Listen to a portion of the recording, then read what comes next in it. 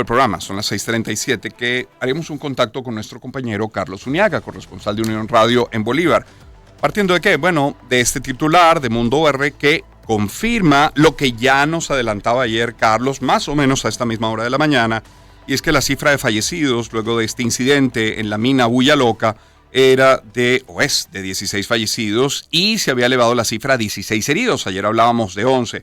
Bueno, Carlos está en la línea telefónica para actualizar la información. Carlos, muy buen día. ¿Cómo estás? Buenos días, Román. Un saludo para ti, para la audiencia. ¿Se mantiene esa cifra compartida por el viceministro para Gestión de Riesgo y Protección Civil? 16 fallecidos, 16 heridos. Sí, se mantiene la cifra porque en una rueda de prensa que ofreció ayer el gobernador cerca del mediodía, desde el hospital de La Paragua, dijo que ese era el número hasta el momento. Hoy ha convocado a otra rueda de prensa, según la Oficina de Comunicación de la Gobernación, para ofrecer un balance de cómo va la operación de búsqueda, así que entendemos que la cifra podría cambiar o, de no ser así, pues habrá algún otro detalle sobre cómo avanza la búsqueda de más personas en esta mina. Ayer por la tarde llegó al aeropuerto de La Paragua un helicóptero de la Fuerza Armada Venezolana con varias personas de la mina Bulla Loca, algunos de ellos sobrevivientes del deslave. Fueron recibidos entre lágrimas, emoción por sus parientes, quienes más temprano protestaban, reclamaban en las calles del pueblo, pidiendo mayor apoyo, pidiendo combustible para los pescadores, para los lancheros y así continuar con las labores de rescate. Nosotros hablamos con algunas de las personas que se bajaron de este helicóptero, Román, y hay testimonios variados. Hablamos con una persona, con una señora que formaba parte de un equipo de salud que estaba ahí en la mina y ella estuvo ayudando a las personas, a las víctimas. Ella nos dijo que ya no hay heridos en Bulla Loca. Eso coincide con otros testimonios también de otros sobrevivientes, de otras personas que estaban en la mina. Un señor con el que hablamos, que también es minero, él nos dice que cree que ya no hay más personas.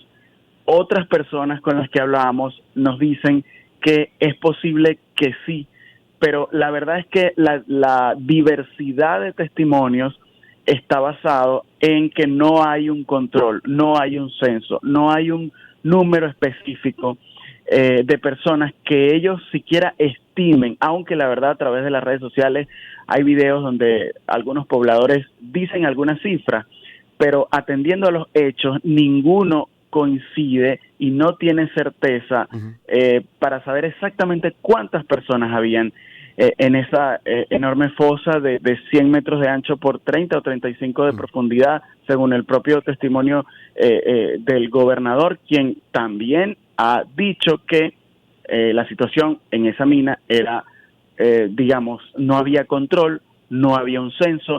Nosotros ayer le consultábamos qué va a ocurrir con esta mina, si se va a tener mayor control de la Fuerza Armada, si se va a clausurar, si se va a tomar alguna medida.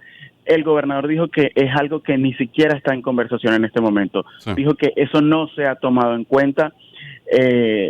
Bueno, hay que entender que en La Paragua la principal y casi la única actividad económica es la minería. La mayoría de los habitantes viven de esto. Cuando asistíamos a los funerales, a los sepelios ayer, bueno, los familiares que lloraban a los fallecidos también eran mineros, no de Bulla Loca, pero de otras, y eso nos hace entender que todos viven de eso, que es una tragedia, sí, que los enluta, que les causa mucho dolor, mucha tristeza, como se sentía ayer en las calles del pueblo y específicamente en el cementerio, pero cuando baje, vamos a decir, la marea de esto que está pasando, todos ellos van a volver a la mina, no Bulla Loca quizá, pero a otras de La Paragua, porque es de lo que viven. Claro. Yo me imagino, Carlos Uniaga, nuestro compañero corresponsal en Bolívar, que todos estos testimonios se van aportando a la investigación que deben llevar las autoridades, pero que te va permitiendo también a ti, a título personal, cómo ir reconstruyendo lo que pasó y cómo resumir desde el momento en que se da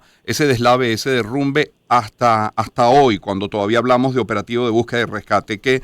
¿Cómo describirías lo que allí ocurrió sin haber estado en el lugar? Sí, bueno, la diversidad de testimonios que hemos obtenido desde que llegamos a La Paragua, ya no estamos en La Paragua, anoche regresamos porque justamente esta conferencia de prensa del gobernador será en Puerto Ordaz, así que ¿A esperamos qué hora, poder, perdón? a las 10 de la 10 de la mañana, mañana. ha Ok. convocado la Secretaría de Comunicación. Okay. Bueno, lo que nos cuentan los familiares, los sobrevivientes, es que los mineros estaban trabajando, ¿no? Había un grupo de mineros en el borde del hueco de la fosa que tenía como forma de embudo. Ellos la describen así: arriba era más ancha, abajo era más angosta, y había gente trabajando como en 3 niveles, unos más profundos, otros en un nivel siguiente y otros estaban arriba.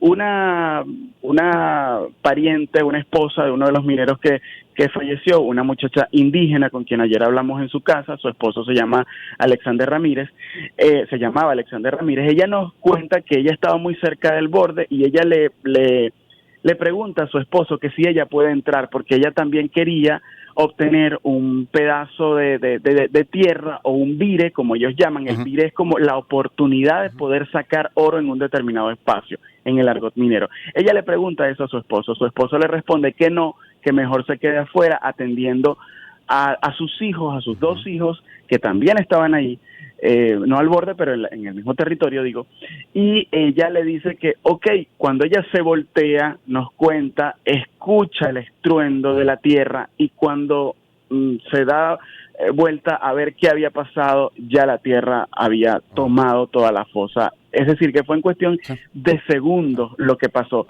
Por eso algunos sobrevivientes relatan que se salvaron prácticamente de milagro, como nos dijo un muchacho ayer, que mientras el terraplén se venía abajo, él estaba orando y siente que fue, bueno, un milagro. Ese testimonio de esa rapidez con que el montón de tierra se vino hacia abajo es el relato común. También relatan ellos que justo antes de que la mina se diera, a una persona, que ellos no lo dicen claramente en los testimonios, pero sí dicen que una persona había autorizado, digamos, activar una manguera a presión a mitad de una de las paredes de la fosa, lo que presumen ellos, además de la cantidad de gente que había, pudo haber generado este colapso. Justo antes de que se cayera había agua a presión que obviamente erosiona el terreno y hace que un deslizamiento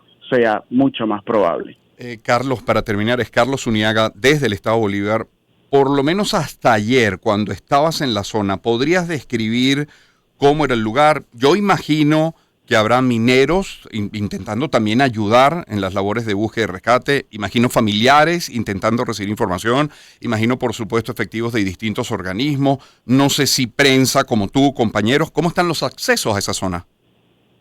No, el acceso a la zona, a la mina de Buyaloca, por lo menos para la prensa, ha sido restringido porque el traslado a través del río La Paragua es complicado, sobre todo en este momento en el que el río ha descendido de nivel. Nosotros desde que llegamos a La Paragua, bueno, hicimos algunos intentos por poder pues llegar al sitio, porque periodísticamente es muy importante pues ver para poder describir con certeza, más allá de los testimonios de la gente que estuvo ahí. Luego ayer hicimos otro intento bueno, porque vimos que llegaron 2 helicópteros de la Guardia, hablamos con uno de los funcionarios, le preguntamos sobre la posibilidad. De hecho, un helicóptero iba a arrancar ayer a la mina, estaba ahí en el aeropuerto cerca de las 4 de la tarde, luego se hicieron las 5:30 y ya no pudo llegar a la mina, o sea que los suministros y alimentos que había en ese helicóptero los bajaron, y se espera que hoy en la mañana arranque a la mina para llevar suministros, una carpa que va a instalar de Protección Civil y funcionarios de ese mismo organismo y de la Fuerza Armada, pero no hemos tenido acceso. Lo que nos cuentan los sobrevivientes y los familiares, que aunque no estuvieron allí, pues conocen la zona y han estado allí, es que es una de estas minas que está cercana a una de las comunidades indígenas. Incluso ellos también dicen que en medio de esta situación, de esta tragedia, también perdieron la vida algunos residentes, habitantes, nativos de comunidades indígenas, y los propios indígenas de la zona pues rescataron los cuerpos y se los llevaron para darle sepultura de acuerdo con sus costumbres, con su digamos, su cultura. Sí. Sin embargo, bueno, hay que hacer énfasis en que la cifra oficial es de 16 fallecidos, y el gobernador además ha dicho, no solo es la cifra oficial, sino que él la ha calificado como la cifra real, ¿no? Tomando en cuenta la diversidad de números que se ha difundido. Pero básicamente es eso, este enorme hueco, como te lo describí al principio, de unos 100 metros de ancho, 30 o 35 metros de profundidad. También las personas de la Paragua, algunos sobrevivientes, aunque con menor, con menor tono, hablan de un grupo que controla la zona.